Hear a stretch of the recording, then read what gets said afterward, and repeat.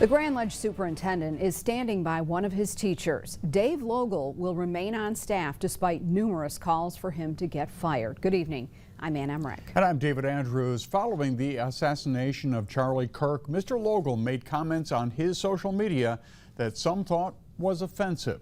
News 10's Bobby Cushing here in studio tonight with more details and reaction from neighbors. Hi, Bobby. Yeah, good evening, Ann and David. Logel's comments angered some to the point of calling the superintendent, demanding action be taken. I spoke with residents in the area on whether or not they support the final decision. I'm not going to fire Mr. Logel. Monday night's Grand Ledge Board of Education meeting ended with a thunderous applause from those who came to support one of the district's teachers. Dave Logel is a special education teacher in the district whose comments following the assassination of Charlie Kirk have brought some backlash. Logel said on social media, quote, "If you posted about the death of a fascist, not the death of a child in a school shooting, please unfollow me," end quote. At the meeting, Logel faced calls for his job. How can this person continue to hold his job? While others stood to defend him. This is hardly grounds for termination. Mike Moyes, a Grand Ledge resident, says he's seen the discourse over the past several days surrounding the teacher's comments and what the response should be. He says while you have a right to free speech, you should also use caution.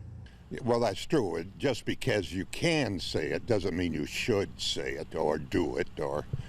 Moyes says while he doesn't agree or disagree with the superintendent's decision, he still believes in the First Amendment. It's not going to negate the fact that you have a right to say what you want to say, but again, you're going to have ramifications and you're going to have to deal with them. He says he believes Charlie Kirk himself would be disappointed in all the comments made after his death on both sides of the aisle. Now, during that board meeting, nearly 30 community members came up and spoke whether or not Logel should remain in the district. David. All right, Bobby, thank you. Superintendent Barnes says none of the people who spoke at the meeting calling for Logel's firing were former students of his or parents who had children in his class. However, several people who supported him were former students or parents. And tonight, high